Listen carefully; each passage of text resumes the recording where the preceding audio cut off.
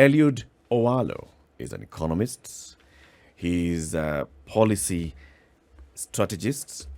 He is among the people who've been described in some quarters as those who are in the A team of the Kenya Kwanza presidential campaign. Joined the William Ruto team a long time ago. The last time you were here, I think you just joined the William Ruto team, and we were asking you, so why Ruto? Yes. Because before that, you were a candidate for the Kibra by-election. Yes. And then the next thing, you've gone into UDA, and we asked you, hey, boss. Yes. You've gone to UDA. It wasn't even UDA then, was it? You've gone to Karen. Yeah. What's the plan? And here you are today, Yes. beaming, glowing, basking in the glory of a victory. Congratulations. Thank you. Thank you. So, A-team. What is A-team? Or is it just a creation of the media? Well, that's how the media described it. We had many campaign formations, all being coordinated from one center. If the Presidential Campaign Steering Council is the so-called A-team, then I was part of it. Yeah. Okay. Yeah. So what is that Presidential Campaign Steering Council? What was the job of that team? The job, the functional mandate of the Presidential Campaign Steering Council was to coordinate the activities of all the campaign units, starting from the party. We had the Economic Affairs Advisory team. We had the Politburo, just to mention but a few. The communication team, the legal team, yeah. So we were expected to coordinate the activities of all those campaign units under one umbrella, and also execute advisory services by way of strategy. Okay. Yeah. So you're like the think candidate. tank. The think tank for the campaign. Yes. We could call you that. Yes. All right. Yes. This campaign was really pegged on the economy. Yes. Bottom up. The bottom-up economic model. Yes.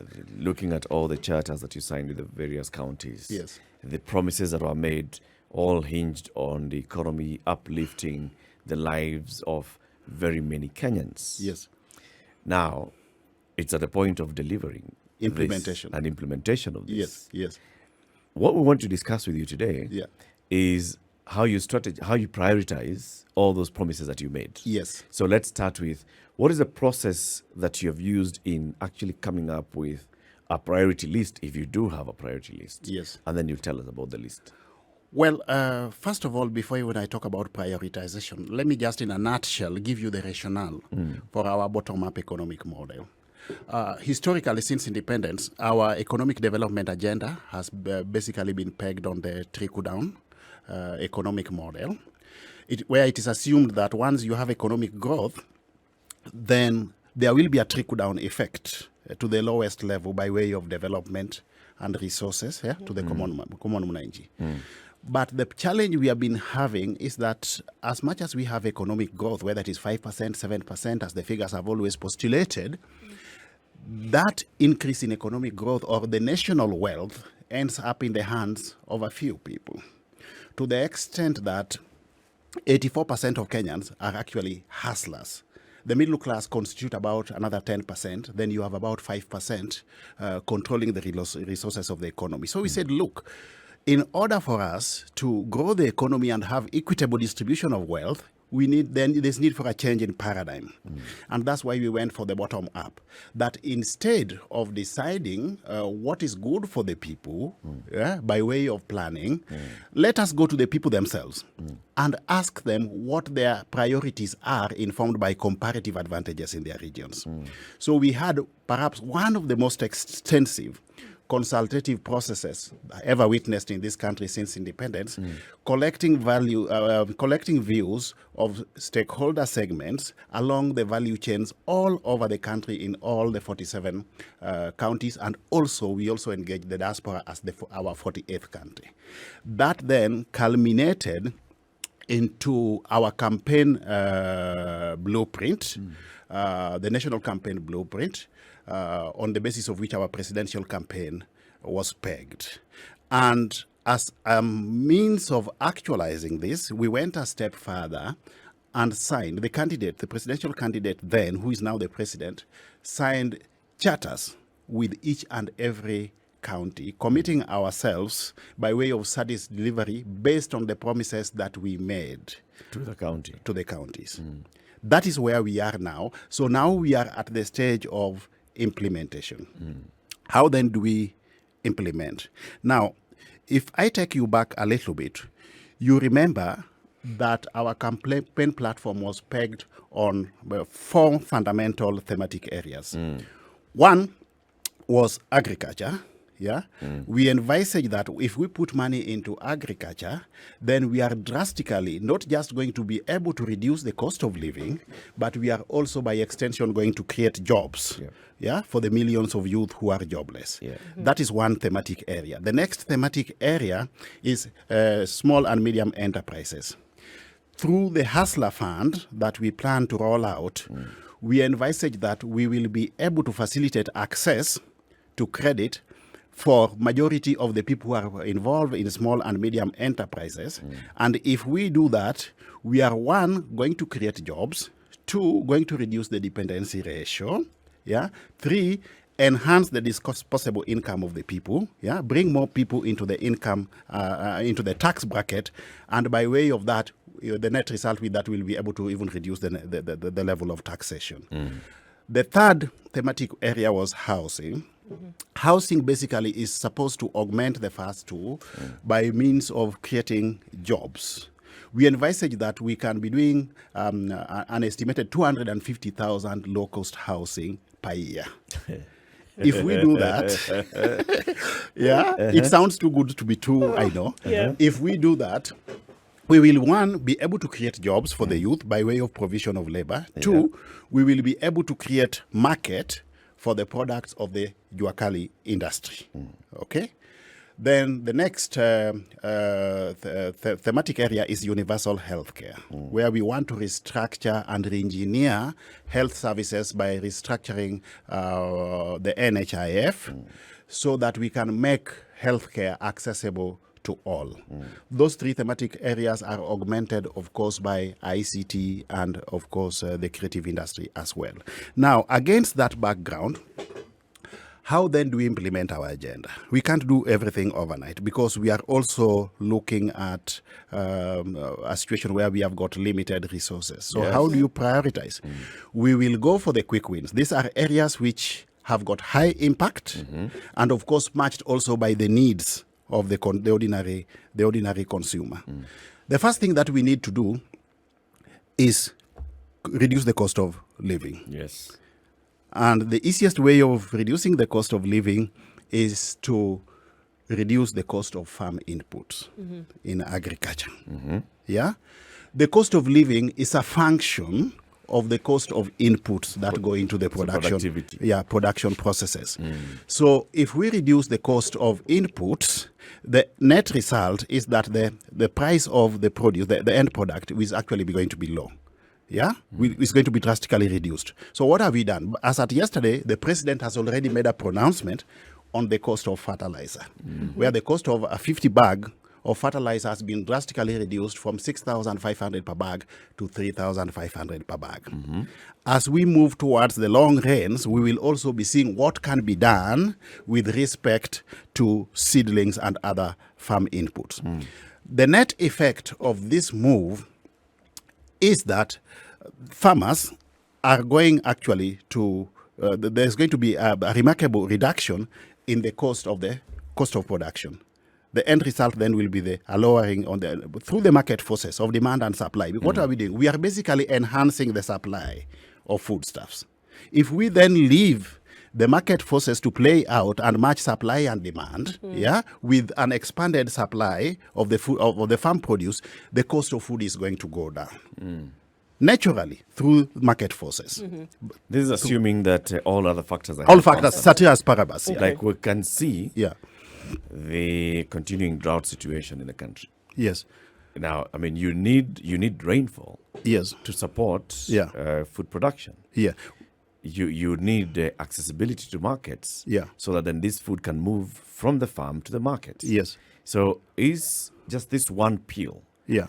Of lowering the cost of fertilizer, and even let's even go further to the cost of seed. Yeah. Without addressing all these other issues, is it really going to have that impact? Well, it is one of the interventions. You know, these things, this is actually a chain. You don't do these things in a vacuum. You also look at the policy framework. Some of them will require policy interventions. Once cabinet is in place, some of those policy pronouncements will be made. Yeah. So it is a whole chain. It cannot be done in a vacuum. It has to be, there has to be a policy framework that is aligned to some of these interventions. So it is not just a one-off. Yeah. Okay. Yeah. Some of the things that then would mean obviously cause uncomfortability. Yes. Elliot, as I'm sure you can understand, Yeah. is that you have a huge mass of people Yes. who are asking the question of when. Yes. You know, some of the things that you've described, obviously Yeah. make sense. Yes. How do you then bridge the gap between the reality on the ground and the hungry expectations of people who have a today problem? Because obviously, application of market forces, application of natural environment and things like that Yeah. weigh heavily on Yes. what the outcome will be. Yes. And it means time. Yes. But then people looking for a solution today. You see- what would be the answer to them? You see, whatever interventions we are making have to be interventions which have got impact in a sustainable manner. Sure. Okay? We don't want to make populist interventions, yeah, which will have short-term impact but are yet not sustainable.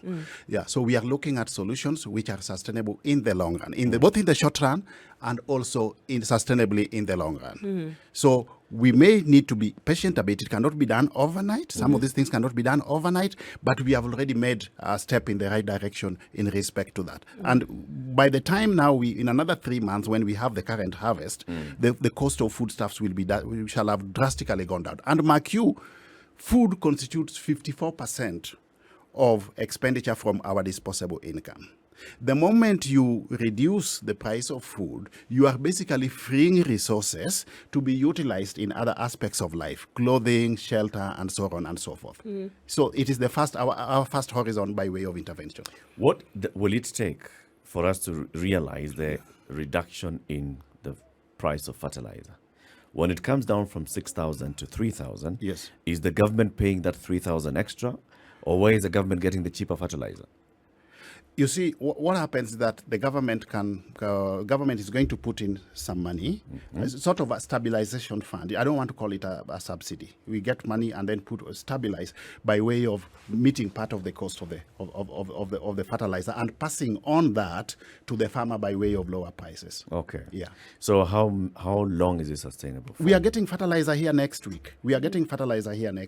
At 3,000. How many planting cycles can this be sustained?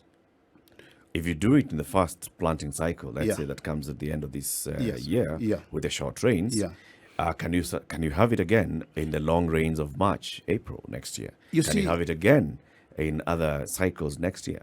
You see what's happening, if you allow me, there are major interventions which will have a spiral effect in all sectors of all sectors of the economy to drastically reduce these prices. If you allow me, let me just explain what our short-term interventions are, and you'll be able to see the linkage across all the sectors. Once we have addressed the issue of food by way of those specific interventions into agriculture, the next thing that we need to do is to stabilize the budget. How do you stabilize the budget? Rationalize expenditure. Okay? Yeah. Remove money from capital intensive expenditure with long-term returns and put money into productive sectors of the economy. And these are the value chains that we identified during our bottom-up economic models. Okay. That will actually empower the producer. The moment the producer is empowered, we are going to get more people coming into the productive sector of the economy. Prices are drastically going to come down. We are going to widen the tax base by extension, and if we widen the tax base, the inflationary levels will also drastically go down. So, as a long-term measure, naturally, even the prices of fertilizer and even foodstuff will sustainably go down in the long run. Now, having looked at rationalization of expenditure, we need also to look at the revenue side. What we have been doing over the past few years, 5 years or so, is that we are relying on our domestically generated revenue, that is the taxes, to finance both recurrent and development expenditure. Yes. Why did we get into this situation? We got into this situation because there was no goodwill from our international partners. Yeah? And it stems all the way from leadership. We need to win back the confidence of the donors so that we are not just we are not fully utilizing relying on domestic resources to finance both recurrent and development expenditure. That will be another major injection into the economy that will have a reduction in the levels of price level or even in inflation level once we have got capital. What does that mean in English? That if we do not only rely on domestic, we also rely on external. Yes. Is that borrowing more? No, we are not borrowing. Is that grants? No, we have grants. We have donors. If you remember what happened during Kibaki's time, we had a lot of donor goodwill and we actually got a lot of grants. Yeah, which came by way of direct capital injections in the market. These are actually grants, not loans. Actually, if anything, we are running away from borrowing from foreign markets. If we are to borrow, we will borrow from the local market, which I will explain shortly. Okay. Now, the third thing that we need to do is look at our fiscal and monetary policies as a matter of stabilizing that budget. Yeah. Now, on the fiscal side, we need to look at taxation. How do we address the issue of taxation? Enhance the tax base by bringing more people into the tax bracket. Once you bring more people into the tax bracket, yeah, we will naturally be able to reduce the taxation levels to get the same level of revenue. True. Okay? Look at some of our monetary policies. There was a pronouncement yesterday which was made by His Excellency the President that one, for example, we need to make the money market more user-friendly. Like the statutory requirement that you must declare the source of 1 million shekels, just one of them. We will look at monetary policies in totality so that we have got economic-friendly monetary policies. And a process has already been initiated with the central bank just to get to understand what can be done to strengthen our monetary framework. Now, once the budget line is sorted out, we move to the next level now of creating jobs. How do you create jobs? One, through agriculture, which I've explained, yeah. Reduce the cost of inputs, give more money to farmers, let the agricultural sector generate jobs. Two, housing, which is one of our thematic areas again. We are targeting 250,000 houses per year. This will create jobs. It will also create opportunities for the ready market for the Juakali sector to sell their produce. Who's building the houses? The houses will be built by the private sector. It's not really the government spending money. So we are not looking for money to put into what? Put into housing as government. Because then the next thing you are going to ask me, where is this money coming from? Sure. We have got surplus funds in the hands of pension schemes, yeah, which cannot be offloaded into the market by way of securities like treasury bills and bonds. We want to create, as government, Kenya Kwanza government, we will create an enabling environment. Yeah, ours is to organize the market. Yeah, so that there is an enabling framework environment to enable those with surplus funds, not just the pension schemes alone, but even international investors who have got surplus funds, to bring money to invest in low-cost housing. Yeah. Once there's investment in low-cost housing, we will also ensure that there is ready market for the low-cost housing. Now, through this, one of the major interventions that we are going to have, or major results, is that we can have affordable housing by way of mortgage. Yeah, we arrange at institutional level so that middle income group can get access to loans for housing and perhaps pay average of 10,000 to 15,000 shillings per month. That again will have a major impact in the economy. Elliot, yeah, this has been put into practice by the outgoing administration for the last 4 years. Yeah. There was even the establishment of the Kenya Mortgage Refinancing Corporation. Yeah. They talk about working with the private sector so that this can happen. What, in your opinion, worked and what did not work, and what's going to make yours work? One, leadership. There has to be the will to implement some of this. Because there are radical shifts from the norm. And whenever you are introducing radical shifts from the norm, there's always resistance to change, including people in government themselves. So you really need to have a transformational leadership to see this through. Yeah. Okay. But Our problem has been leadership. the private sector has said that as long as you have not addressed the cost of the most expensive point or part Yeah. of bringing down the cost of housing, which is land, Yeah. then we're not talking anything. If land remains as expensive as it is, Yeah. if the inputs, which include cement, Yeah. continue to be so high, Yeah. there's no way a developer will bring a house price down to $1 million bob for a 2 or 3 bedroom. That is why we are talking about an enabling environment as government. When you are talking about enabling environment as government, you are looking at many things. On the fiscal policy side, you are looking at duties that is paid by way of importation. Yeah, that will have a net effect in the cost of input.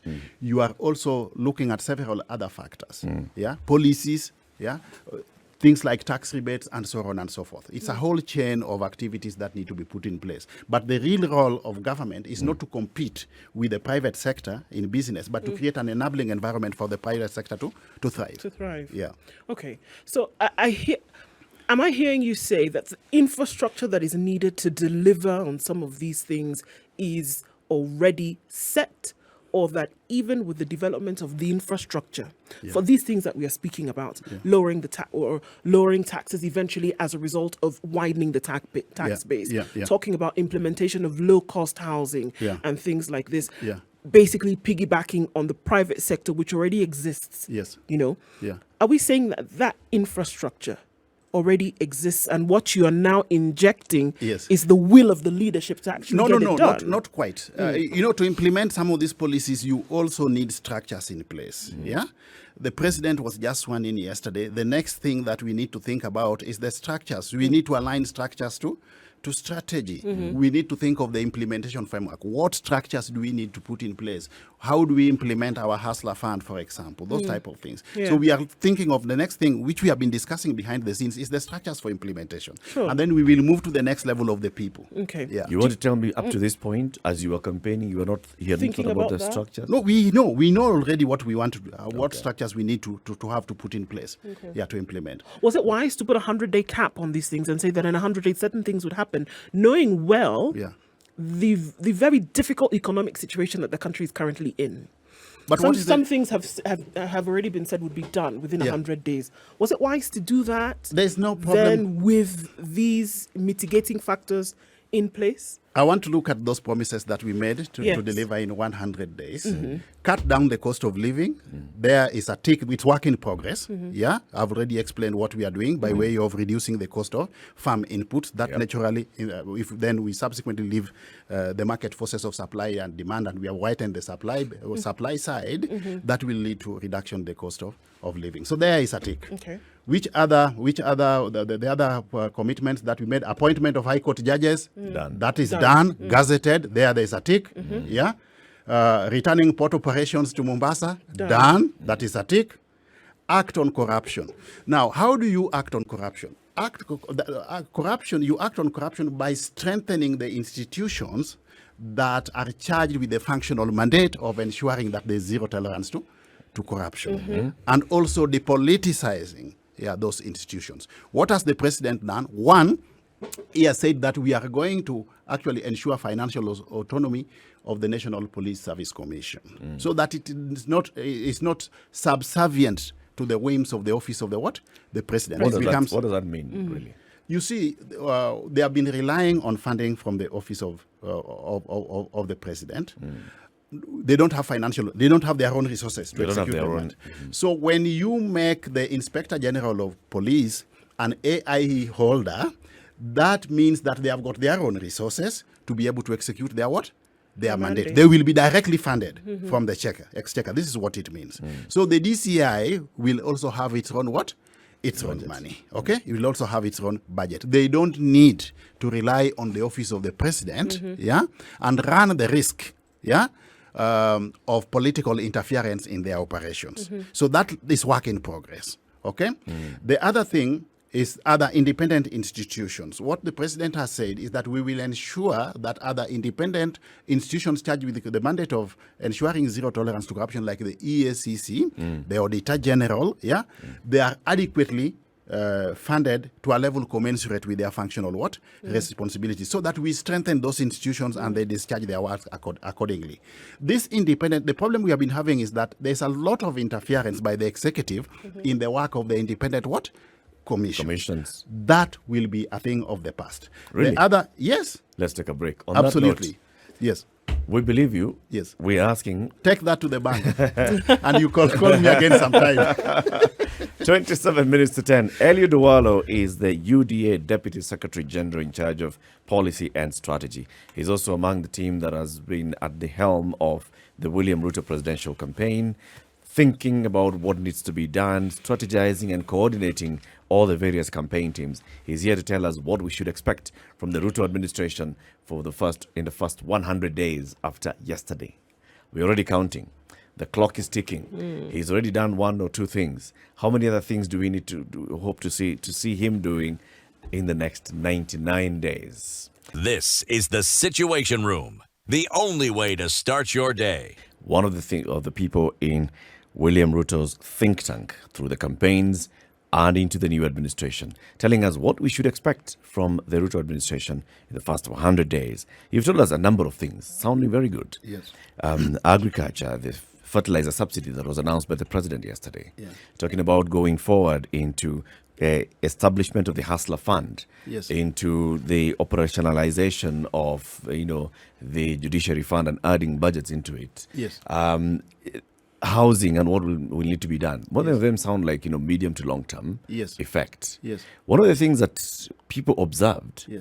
was that even though the deputy president said we are inheriting a government that is in doldrums and almost saying that we found empty coffers when we went to the National Treasury, Yeah. the president did not talk about the high cost of running government and what austerity measures Yeah. he is going to institute in making sure that the government is not as costly as it is right now. It's gobbling up, 3 trillion shillings and only giving us 200 billion shillings in development? Yeah, what we are going to do is to commission a job evaluation study and workload analysis study, perhaps most probably under the auspices of the Salaries Review Commission, yeah, so that we evaluate the jobs. We first of all do a functional analysis, look at the jobs which are there in place against the functions that need to be performed. Yeah. Now there are two fundamental outputs we'll get out of that exercise. You remember one of the challenges we are facing today is staff demotivation in the civil service, which we said we are going to fix, starting with even the low morale of the security officers. Now, once you undertake a job evaluation exercise, we will end up with benchmarking the salaries and benefit levels with prevailing market rates. That is one. That will be a step forward towards enhancing the motivation levels of staff. We will also be looking at this optimal staffing complement that we require to be able to implement our To implement our agenda. Whenever you talk about staff rationalization, people misconstrue it. To mean that they you are think that firing you want people. to send people home. No. It simply means that where you have more, you can either reassign, reallocate, or release. Where you have less, you bring in more. But you are looking at the optimal staffing complement. You are seeking to determine the optimal staffing complement that you need to drive your to drive your agenda or to implement your agenda. So that process will go on. Yeah, very soon we are going to embark on that job evaluation exercise. But the SRC has done this work before. Yeah, they have. And advised the government, and the government has basically just ignored the advice from the SRC, both national and county governments.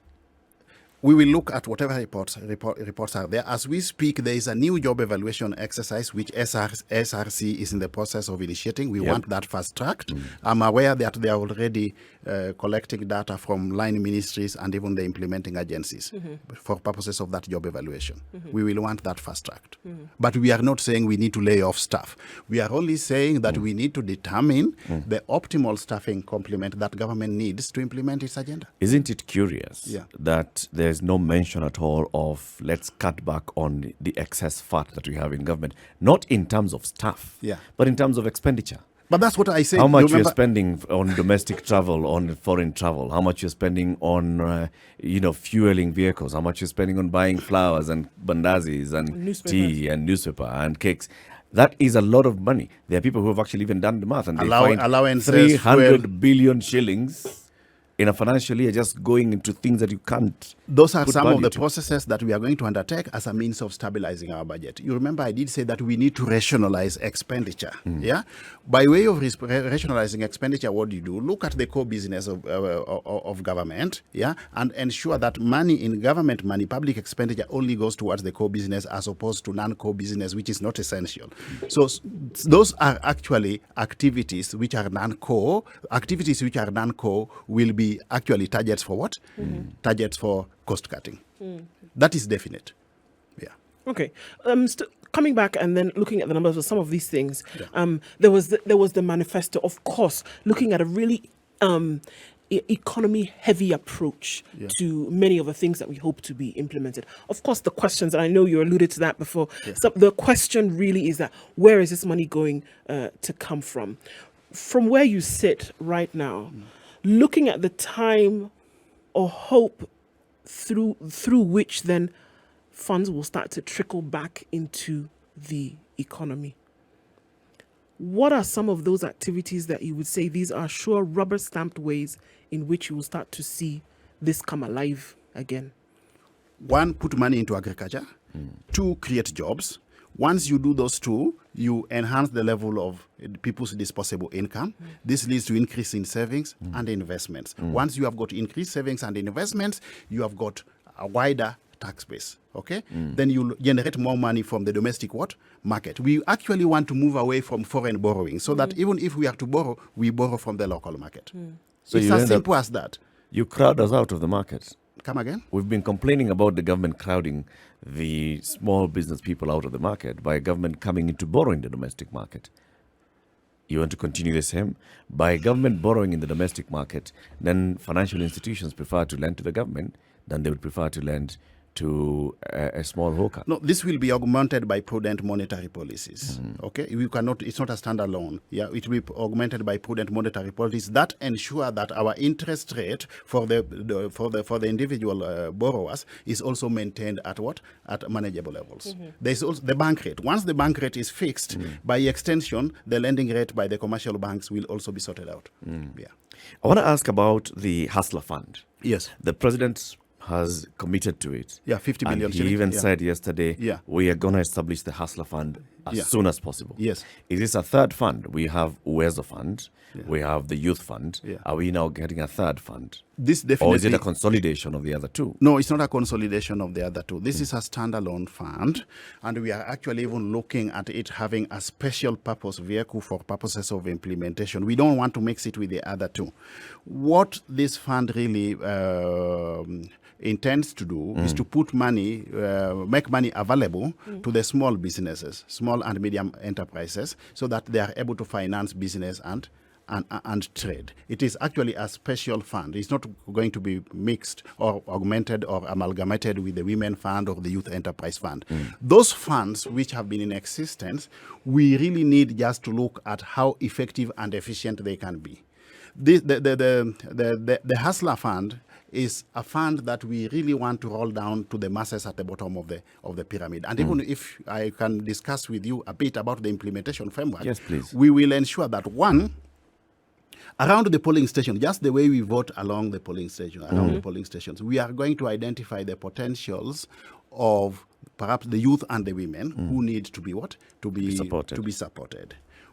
Before we give them the money, we are going to have special units within each constituency that is going to train them on entrepreneurial skills, basic business planning skills, and so on, so that we prepare them, for prudent management of the of the resources. One of the negative effects we have been having with the other funds is that the return rate has been low, repayment rate has been low, because most of those monies are disbursed even without people being, the beneficiaries being facilitated with the necessary skills. Okay. Now, we are also going to have support, continuous support, monitoring for purposes of monitoring and evaluation of the progress of the business enterprises that these people. So there'll be a government machinery doing that. So this is basically a special fund. It will have its own infrastructure down to the polling station level. It's not a question of people coming to Nairobi to apply for this fund.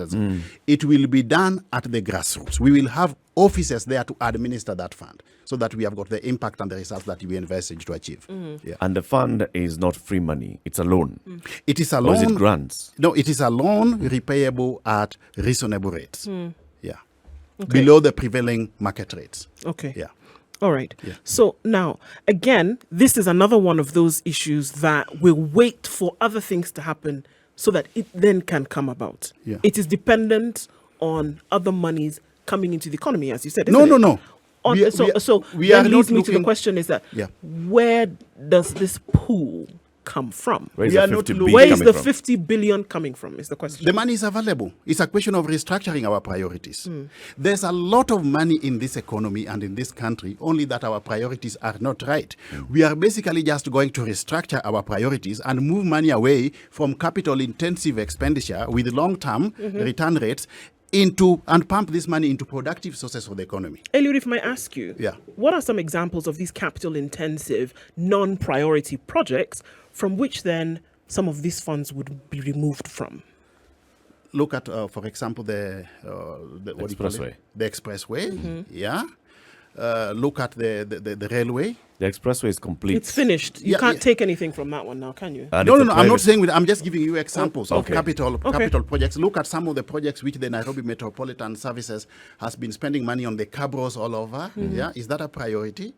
Those are not priorities. Okay, so it's a question of setting our priorities right. We have got enough money to be, so long as we restructure and re-engineer what our priorities are. The current, I think, ongoing capital-intensive projects are, completion of several. Yeah. Completion of dams. Yeah. The Wake Dam, for instance. Yeah.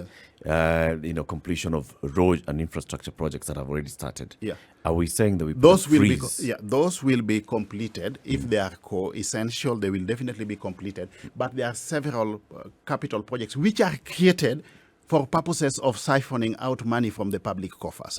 This is what we are going to target, and by way of immediate interventions, those projects will be stopped. Yeah. On healthcare, Yes. you said Universal healthcare. Yeah. Yeah. Restructuring NHIF. Yeah. NHIF was restructured with a new law in place. Yes. What further restructuring is needed here? Let me talk about, use the word re-engineering. Re-engineering Yes. NHIF. When I talk about re-engineering, it starts all the way from the contributions of individuals. I pay 500 shillings per month. Yes. The president pays 1,500 shillings contribution per month. Yeah. We want to re-engineer the contribution structure, architecture, so that those who are able to pay more are able to contribute more towards NHIF. Okay? So it depends on, so that it is aligned, effectively aligned to ability to do what? To pay. contribute. If we do that, we are able to get more money from the higher income bracket, put it into the fund, make sure that the governance framework of the fund itself is strengthened, because one of the challenges that we have been having with NHIF is poor governance. We need to put in place proper systems, policies, and operational procedures, ensure that the fund is well managed through a sound corporate governance framework. And by way of this, once we have adequate resources in the fund, we should be able to roll out universal healthcare to everybody. Yeah. Will it, if I think the conversation you'll have with the people Yeah. is if you're saying that I pay more because I earn more, Yeah. do I get higher benefits? Oh yes, it depends. Yeah, of course, definitely you get higher benefits because we will have different levels. We'll have different levels of health benefits. Yeah.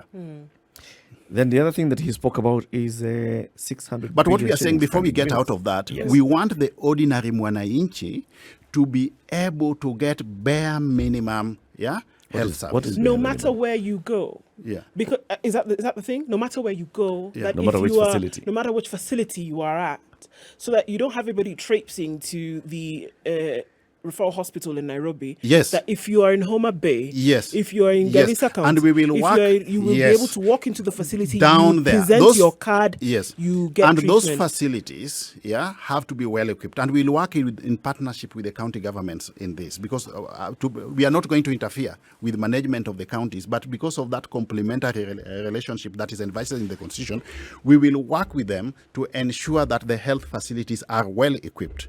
We are also, one of the major interventions we envisage to introduce in the health sector is an information management system. So that at the press of a button, you are able to get the medical history of every patient from wherever that person is. That is a major intervention. We want to also strengthen the supply of medical. We want to enhance the supply of medical medicines. Both for the national government and the hospitals in the counties.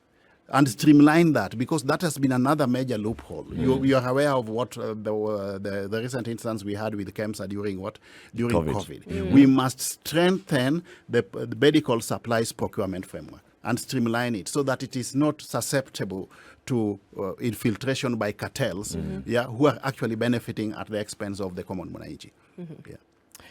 Pending bills. Yes. 600 billion shillings and we'll sort of it out. pending bills. Yes. This is how many times the Hustler Fund? 3, 4, 10. 30, 50. I mean, It's how are you going to sort out 600 billion shillings that is owed to people who have actually supplied government and the government has not paid them? and these are people who've been owed this money for years. We can sort out this by way of securities. Turn those bills into securities in the market, the stock market, for example. Give them securities by way of paper securities, or turn them into bills. It doesn't mean that we must have cash. We will look at those bills, those which we can pay immediately, we will be able to pay based on the available resources if they were already budgeted for, okay? But if there are some which were not budgeted for, we will explore the opportunity of the option of turning those bills into securities to be absorbed in the domestic market, Okay, is there an understanding? And because I often say, in order to solve a problem, you must have an understanding of why it was there in the first place. Is there an understanding of why these bills were not paid You see, before?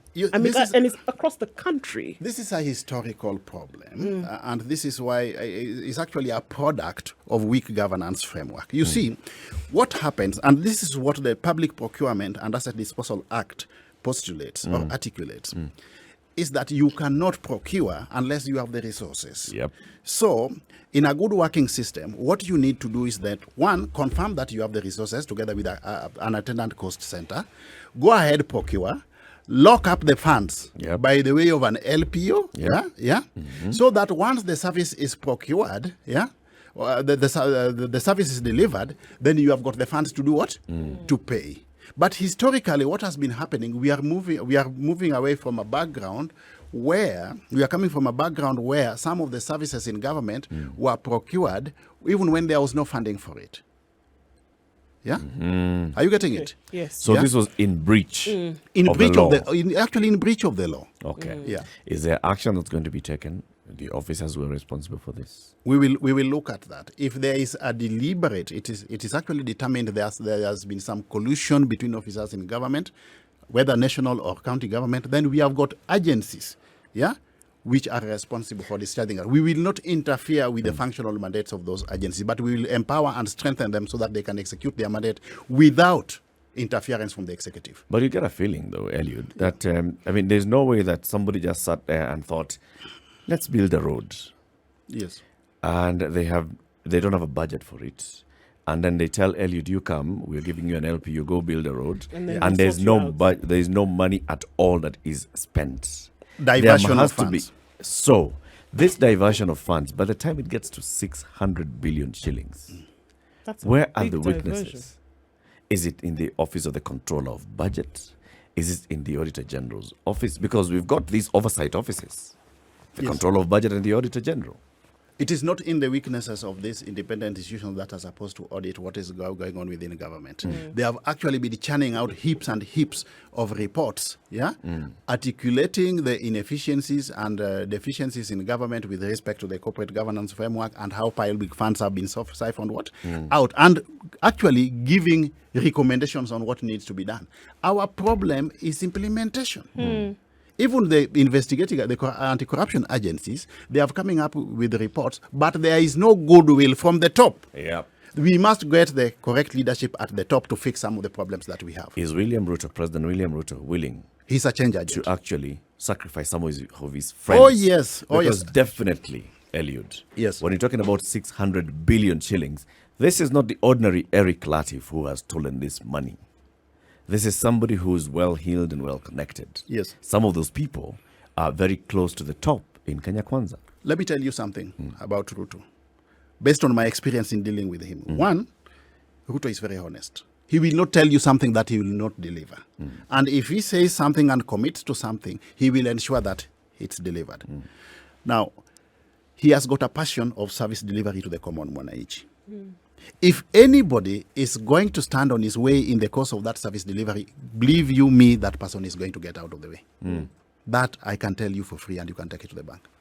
Okay. I know the clock He's is running actually down. the agent of the transformational leadership that this country has been craving for. Okay, education is a big thing. Education gets the bulk gets a bulk of the national budget, yearly budget that we're looking at. But then there seems to be, hiccups here and there. A new curriculum is about 5 years old now, and then we heard as well that there will be public participation as to how this will be worked out. Are we really going to see a repealing of this curriculum?